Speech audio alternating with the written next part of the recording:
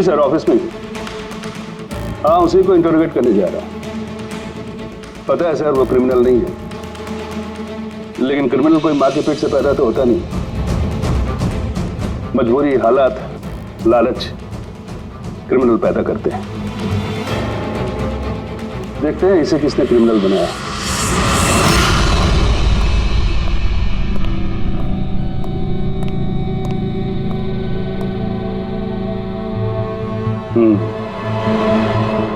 अब ये case CID नहीं, क्राइम ब्रांच को सौंप दिया गया है।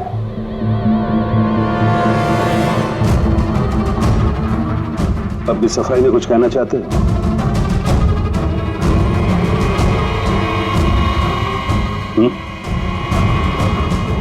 मैं deputy commissioner of police Rajiv, बहुत सुना है तुम्हारे बारे में, लेकिन कभी सोचा नहीं था इस हालत में मुलाकात होगी। मैंने भी बहुत सुना आपके बारे में सर। सुना है काफी सख्त ऑफिसर हैं आप। फिर तो तुम समझ गए होगे, थोड़ी सी भी ढील मैं तुम्हें दूंगा नहीं। कानून सबके लिए बराबर होता है सर।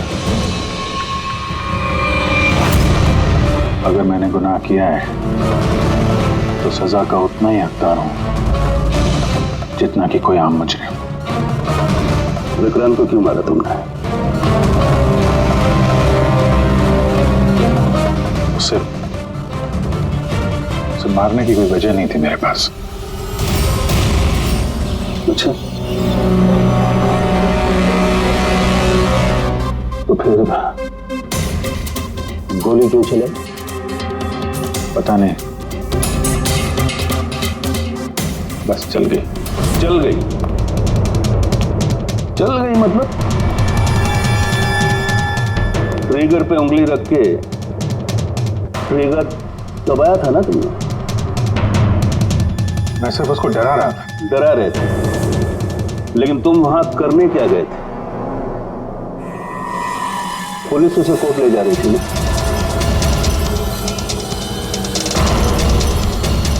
मेरे वहां होने की वजह जानने के लिए आपको सर मेरा और विक्रांत का इतिहास जानना होगा।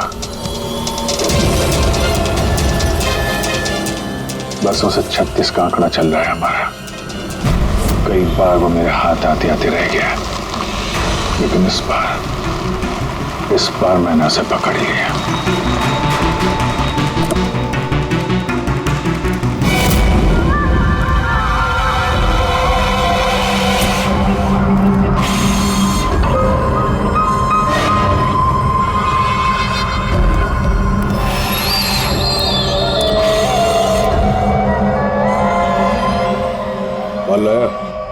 जी, आपने जितना बोला था उतना है।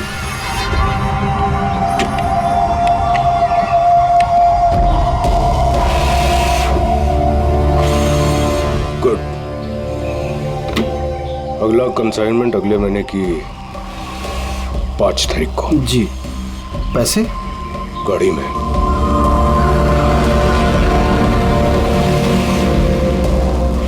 क्या बात है, इतना पसीना क्यों आ रहा है? पसीना? नहीं तो। जिस स्कूल में तुझे एडमिशन नहीं मिला था ना, उस स्कूल का हेडमास्टर था मैं। क्या छुपा रहा है? नहीं, कुछ भी नहीं। ओह, तो ये बात है। किसने भेजा? सीआईडी को बुलाया तूने? विक्रांत को धोखा देना बहुत महंगा पड़ेगा तुझे।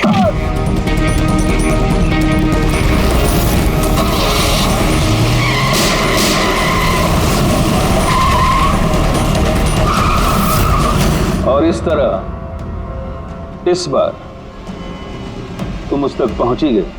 हाँ,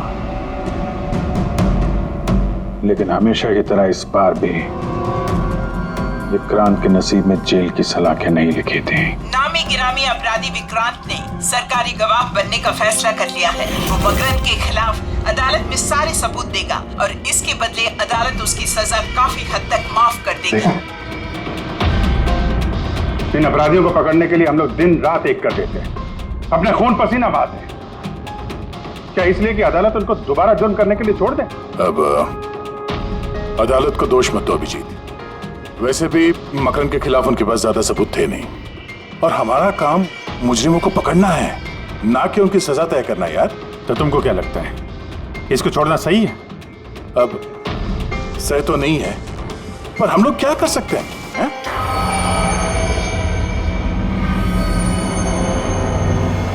कर सकते हैं दया, बहुत कुछ कर सकते हैं। बहुत बड़े बड़े मुजरिम देखे हैं मैंने सर, पर ये विक्रांत कुछ अलग ही था। हर बार कुछ ना कुछ करके बच ही जाता। तो इस बार उसका बच निकलना तुम्हें मंजूर नहीं था, क्यों? यही बात है ना? ठीक समझा।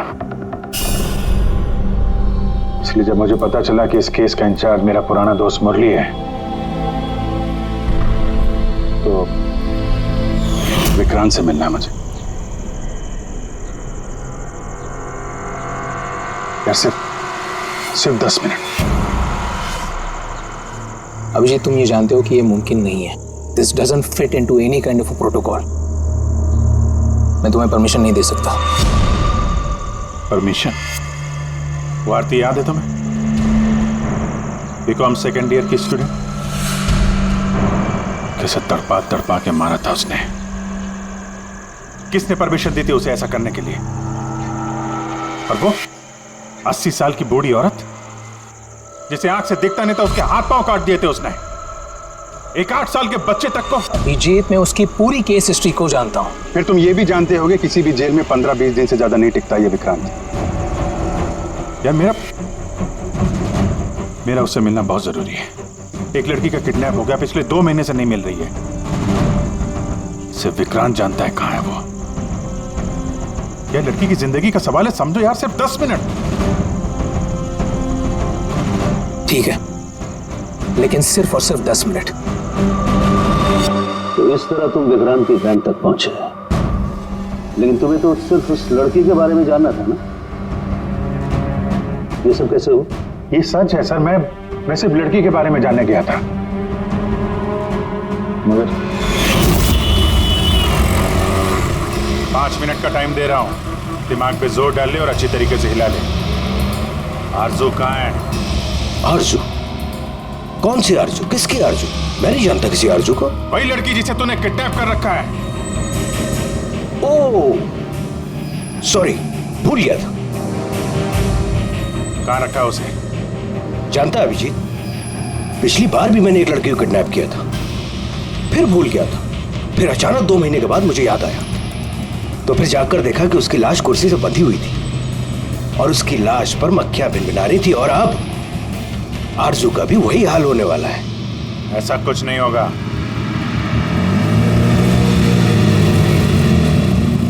कहां है आरजू? हाँ, याद आया,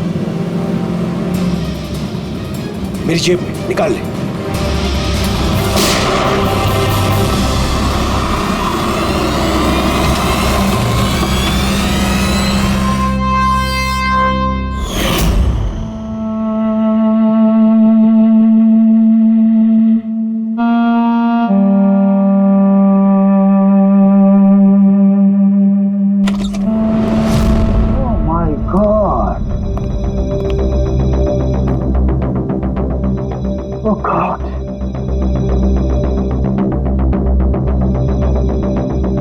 मुझे तुम जैसे जिम्मेदार ऑफिसर से ये उम्मीद नहीं थी मुरली।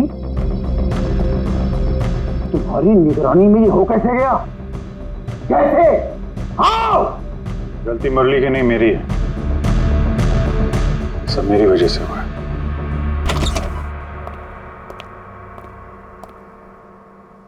वाह वाह, क्यों एसपी साहब, बड़ा गर्व हो रहा होगा आपको। तो इतिहास में पहली बार किसी सीआईडी ऑफिसर के हाथों खून हुआ है, और वो भी एक सरकारी गवाह का। चैन साहब, आपको जो कुछ कहना है मुझे कहिए। अपराध मैंने किया है। तुमसे नहीं, एसीपी प्रद्युमन से ही बात करूंगा। क्योंकि अगर सीआईडी की नाक कटती है, फाइनली सारी जिम्मेदारी प्रद्युम्न के कंधे पर ही आती है। इसलिए तुमसे ही बात करूंगा।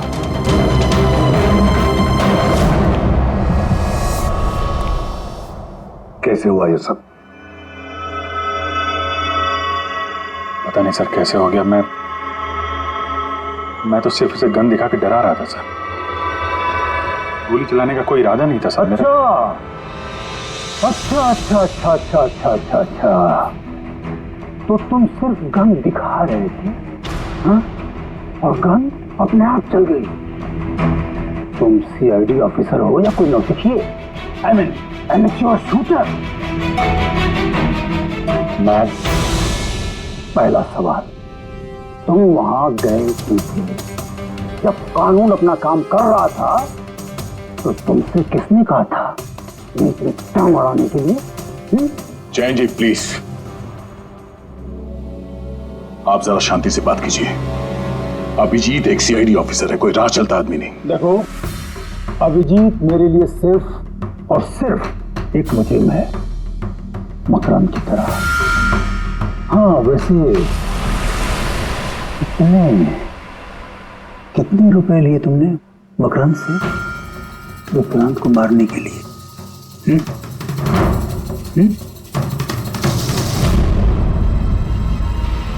अगर तुम एक वकील ना होते और मैं एक सीआईडी ऑफिसर नहीं होता तो ये सवाल तुम्हें बहुत भारी पड़ता। Oh really?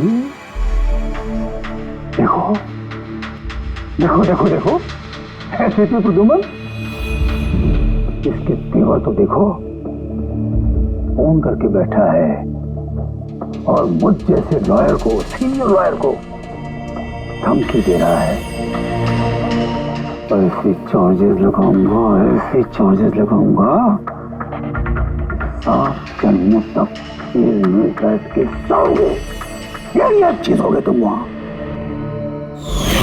मानता हूं गोली चलाई मैंने सर, विक्रांत को मार दिया, लेकिन उसे मारने का कोई इरादा नहीं था मेरा। खून सिर्फ खून होता है अभिजीत, इरादा चाहे कुछ भी हो, गलत या सही कोई फर्क नहीं पड़ता। अदालत में ये सब काम नहीं आए। ये प्रोसिक्यूटर, जैन, मीडिया वाले धज्जियां उड़ा देंगे तुम्हारी, धज्जियां। इस जुर्म की सजा भुगतने के लिए मैं तैयार हूं सर, लेकिन जयंत और मीडिया वाले जो मुझ पर इल्जाम लगा रहे हैं मकरंद से मिले होने का, ये मैं कभी बर्दाश्त नहीं कर सकता। अभिजीत, फिर तो तुम्हें कोई नहीं बचा सकता।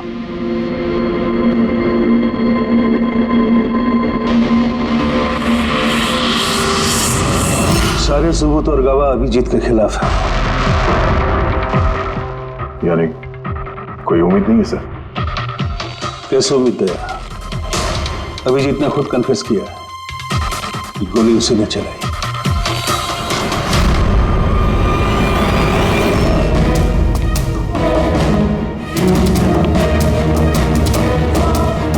विक्रांत की मौत अभिजीत की गोली से नहीं हुई है बॉस।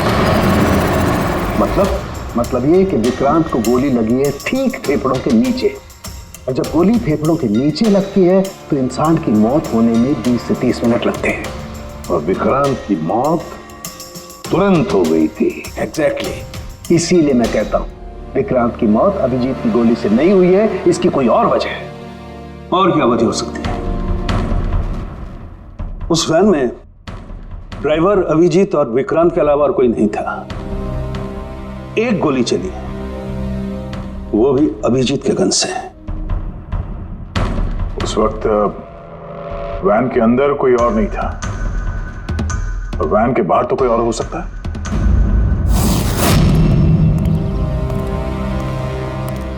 अभिजीत, उस वक्त गाड़ी के बाहर कोई था जिस वक्त गोली चली? नहीं, एक्चुअली पता नहीं, क्योंकि मेरा पूरा ध्यान तो विक्रांत पे था। अभिजीत, ठीक से याद करके बताओ, गोली चलने से पहले क्या हुआ था? कुछ अजीब हुआ था? कुछ भी? गोली चलने से पहले मैं विक्रांत से बात कर रहा था और हाँ, अचानक वैन को झटका लगा, गाड़ी हिल गई और विक्रांत भी थोड़ा गिर गया और मेरा भी संतुलन बिगड़ गया। और गोली चल गई। एक मिनट, झटका लगा। किस तरह का झटका? जैसे सड़क पे अचानक से कोई गड्ढा आ गया, पूरी वैन हिल गई। लेकिन यहाँ तो सड़क बिल्कुल ठीक है, दूर दूर तक कहीं कोई स्पीड ब्रेकर भी नहीं है, स्मूथ। यहाँ गड्ढा कैसे आ सकता है? हाँ साहब, झटका लगा था। मेरी पूरी वैन यूं दाईं तरफ मुड़ गई।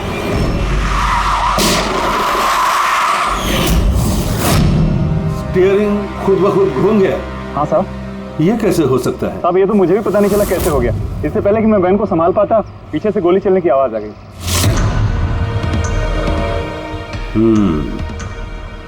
स्टीयरिंग व्हील का खुद ब खुद मुड़ जाना, गोली अपने आप चल जाना, सड़क पे कोई गड्ढा भी नहीं है। आखिर यहां हुआ तो क्या हुआ?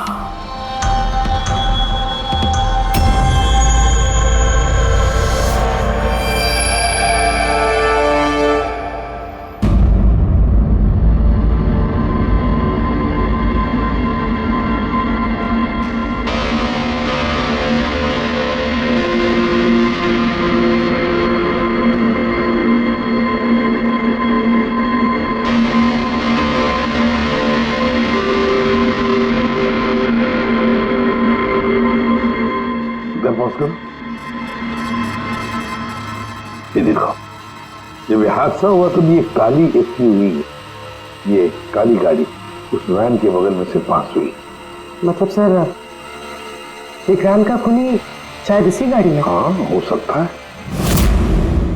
सर, ये गाड़ी कहीं रुकी नहीं सर, ये सीधे सीधे चली गई और दूसरी गोली की आवाज भी नहीं आई। और एक बात नोटिस की तुम लोगों ने, 11:17 पर वो काली गाड़ी पास हुई वैन के बगल से, और एग्जैक्टली 11:17 पर विक्रांत की घड़ी भी बंद हो गई। हाँ सर, अभिजीत की घड़ी भी 11:17 को ही बंद हुई थी। हाँ? ये दोनों घड़ियों का एक साथ बंद होना और इस कार का ठीक 11:17 पे वहां से गुजरना, ये संजोग नहीं हो सकता। बिल्कुल सर, बिल्कुल सही कहा आपने, ये कोई संयोग हो ही नहीं सकता। जरूर कोई ना कोई राज छुपा है उस काले रंग के एसयूवी में, जो अभिजीत की बेगुनाही साबित करेगा। तो यहाँ इस फुटेज में इस गाड़ी का नंबर तो दिख नहीं रहा है। इस जगह से 5 किलोमीटर दूर सर टोल नाका है, वहां के सीसीटीवी फुटेज से शायद इस कार की डिटेल मिल जाए। हाँ।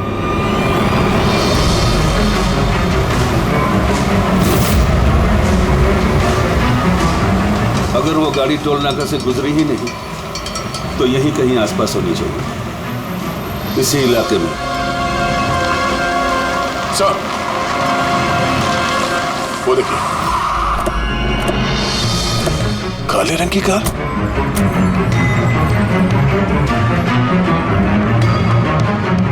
Oh no. फ्रेडी, जरा आगे चेक करो।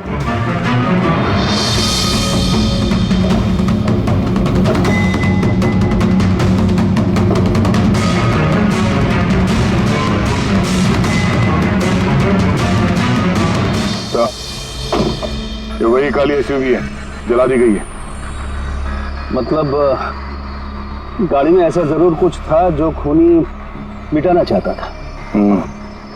सर, ना तो नंबर प्लेट दिख रही है और ना ही चेसी नंबर, सारे सबूत मिटा दिए मुजरिम ने।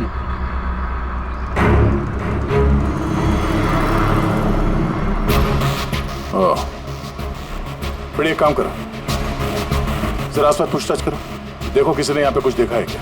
अरे सुनो, ये जली हुई गाड़ी के बारे में कुछ बता सकते हो क्या? जी नहीं। हाँ? ये देखिए, सीट के नीचे ये डिवाइस पड़ा था। Electric device. हाँ सर, उनके क्या डिवाइस है, कुछ पता चला? हाँ बस, पता तो चल गया है, लेकिन इसे अच्छी तरह से समझाने के लिए मुझे एक डेमो देना पड़ेगा आप लोगों को। मान लीजिए कि ये विक्रांत है और हम इसे मारना चाहते हैं, लेकिन हम इसके करीब नहीं जा सकते, तो फिर इसे कैसे मारा जाए? कैसे? डॉक्टर सारूखी, हमें पता होता तो आपके पास क्यों आते? प्लीज आगे बताइए। हाँ, बताता हूं।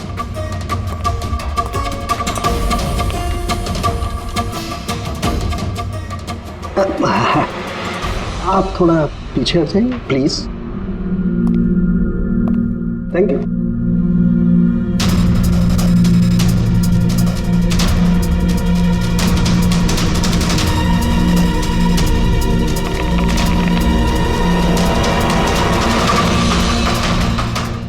देखा आपने बॉस, बिना नजदीक जाए इसे ऐसे मारा जा सकता है। ये आपने किया कैसे सर? क्योंकि जैसे ही हमें इस डिवाइस के बारे में पता चला, हमने विक्रांत के पुराने मेडिकल रिपोर्ट्स मंगवाए जेल में से। ये स्कैन 2 महीने पुराना है और ये वाला स्कैन ये हमने कल रात को लिया उसके मरने के बाद।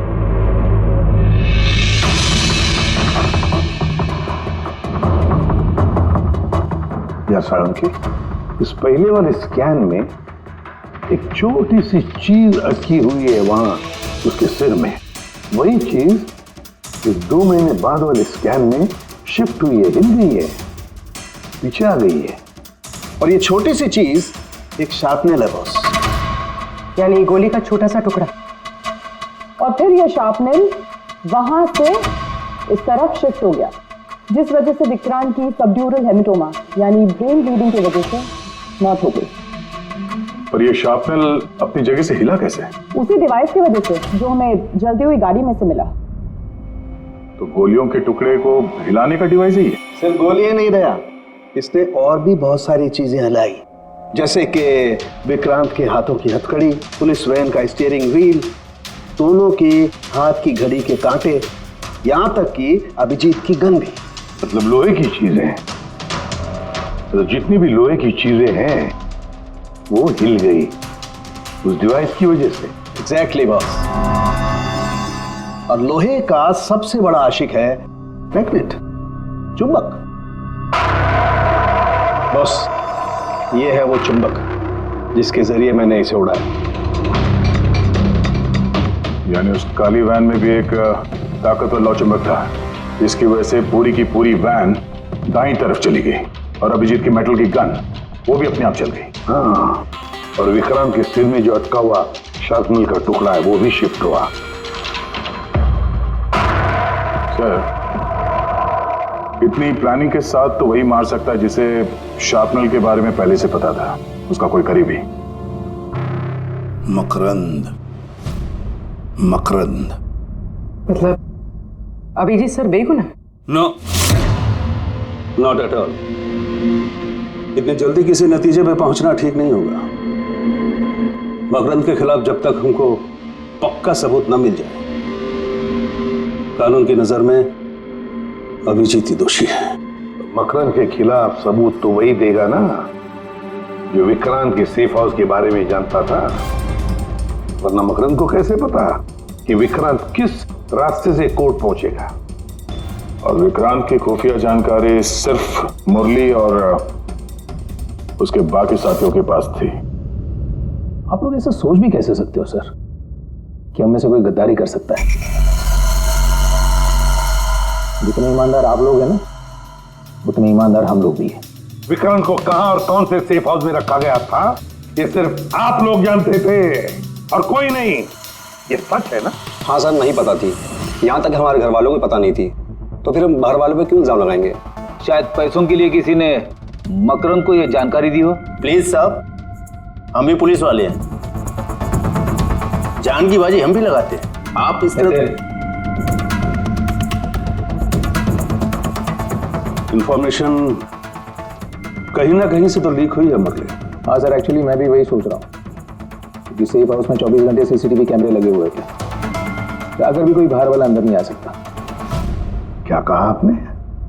चाहकर भी कोई बाहर वाला अंदर नहीं आ सकता? हाँ सर। झूठ! बाहर वाला कोई भी अंदर नहीं आया था। हाँ? क्यों? I am sorry sir, actually Jain ji कभी कभी आते थे।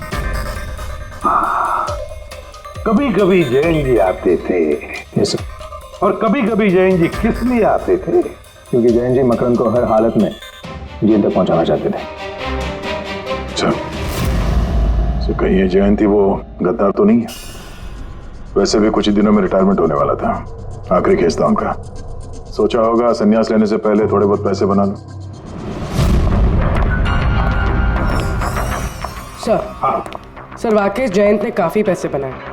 अभी 10 दिन पहले इसने पुणे में 10 करोड़ का फार्म हाउस खरीदा है। क्या? हाँ सर, ये रहे उस पार्टी के फोटोग्राफ।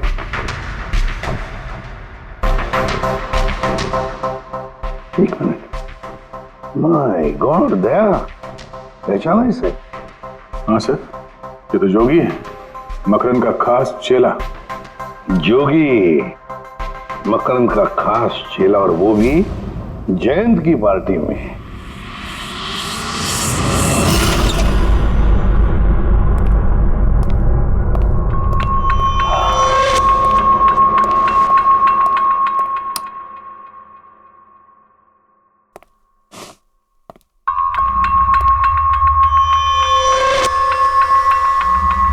तुम यहां कैसे और मेरे घर में घुसे कैसे? हाँ? मुजरिमों को उनके बिल से निकालने के लिए बिल के अंदर तो घुसना ही पड़ता है जैन साहब। मुजरिम मुजरिम मैं हूं या तुम? मैं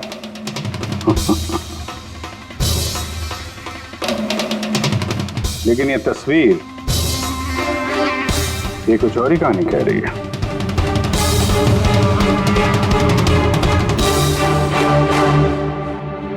नो, आई डोंट नो, मैं नहीं जानता। नहीं जानते? कमाल है, बहुत भोलेपन का नाटक कर रहे हो जैन साहब।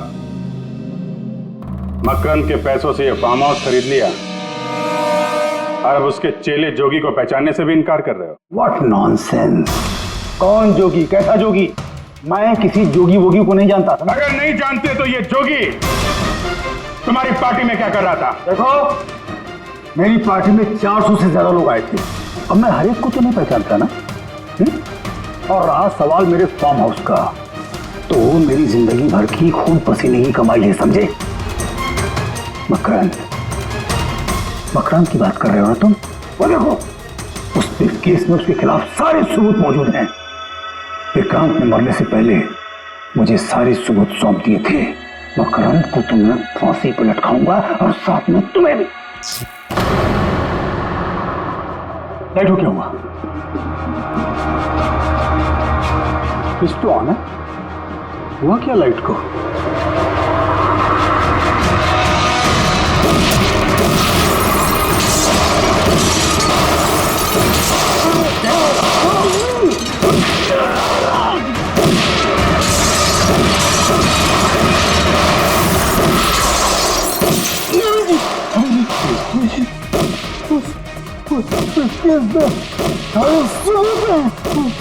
मकान के हाथ नहीं आना चाहिए। जैन जी,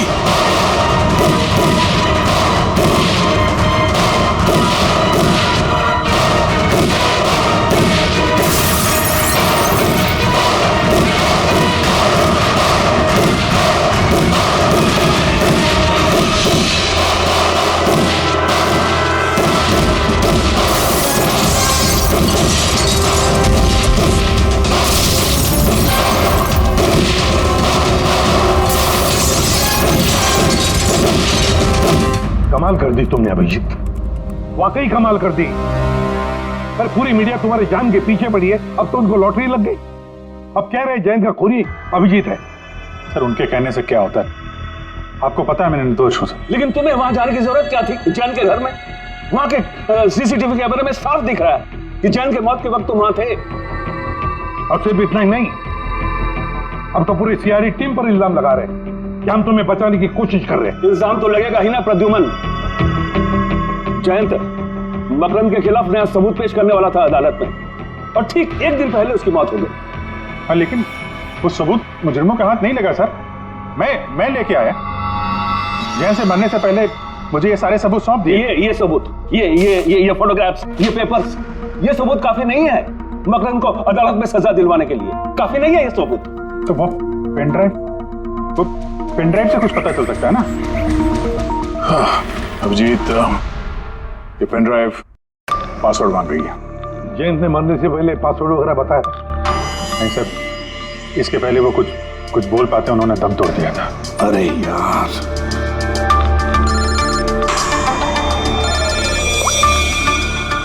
हेलो, हाँ पूर्वी,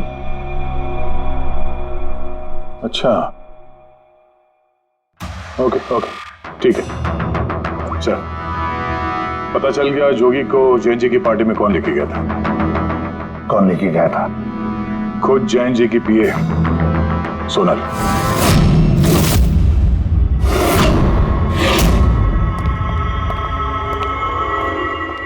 सर ये सब? सोनल, सोनल, पूरी तेरा ऊपर चेक कर।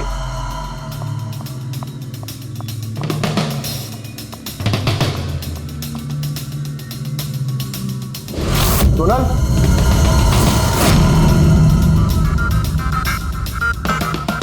सर अंदर तो कोई भी नहीं। सर कोई नहीं होगा। तो सोनल गई कहाँ?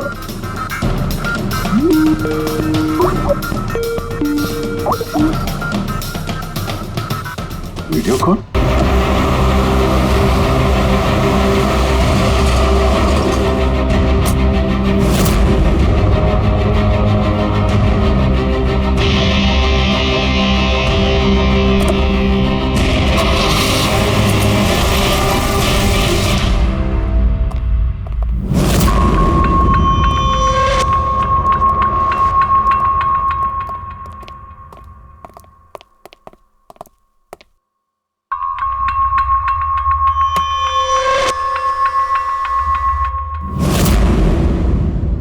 Welcome, welcome Abhijit.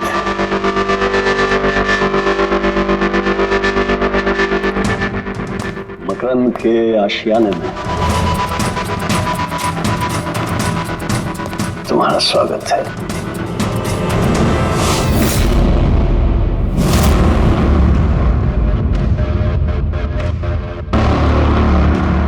सबूत? सबूत इधर है बॉस।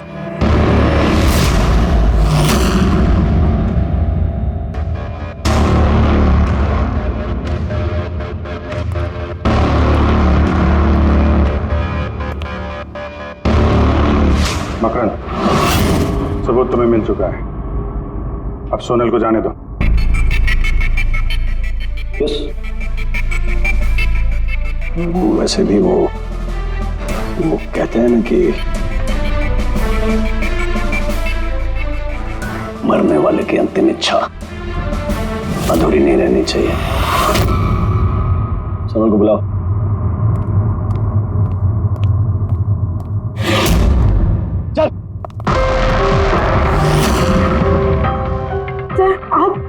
सोनल तुम ठीक हो?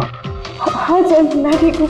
तुम जाओ यहाँ से। लेकिन सर आप? मेरी चिंता मत करो, तुम निकलो, जाओ।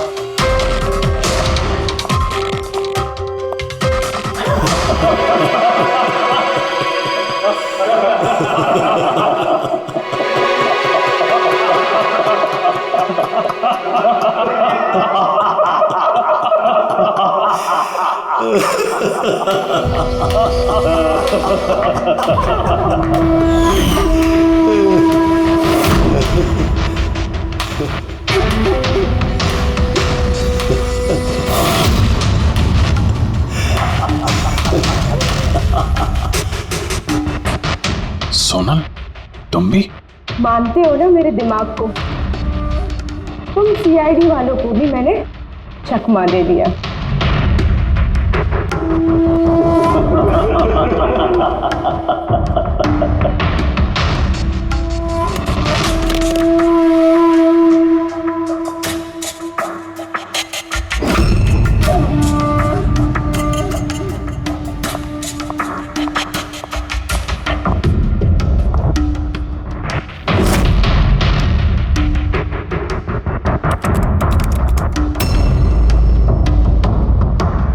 मुझे पता था जयंत यही पासवर्ड रखेगा।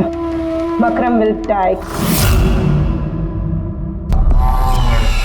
Now, stop conversation.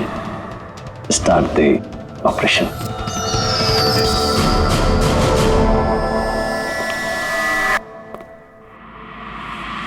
मरने का टाइम हो गया। टाइम हो गया? नहीं तो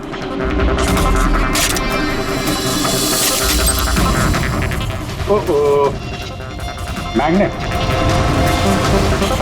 तुम लोगों को क्या लगा चुंबक को हथियार बनाना सिर्फ तुम लोगों को आता है?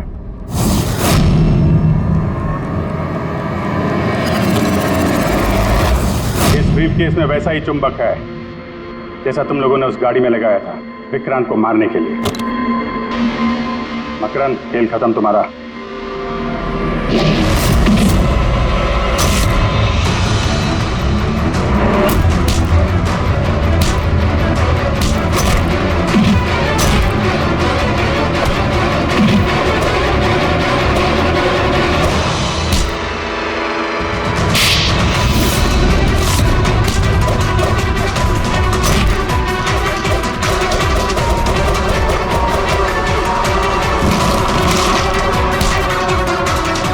पैसों के लिए अपने बॉस को धोखा दिया?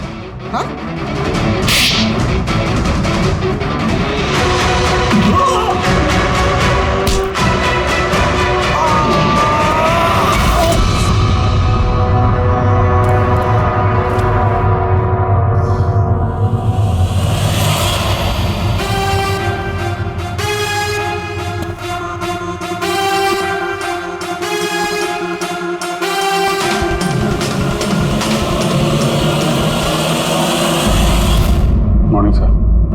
कॉन्ग्रेचुलेशन अभिजीत, फाइनली तुम पर लगे सारे इल्जाम आज धुल ही गए और एक बार फिर उसी गर्व के साथ तुम सीआईडी की ड्यूटी ज्वाइन कर सकते हो।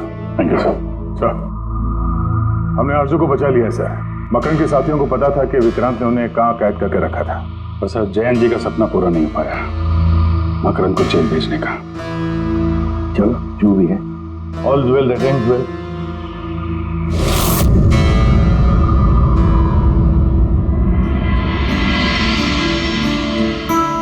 संभालो अपनी अमानत को।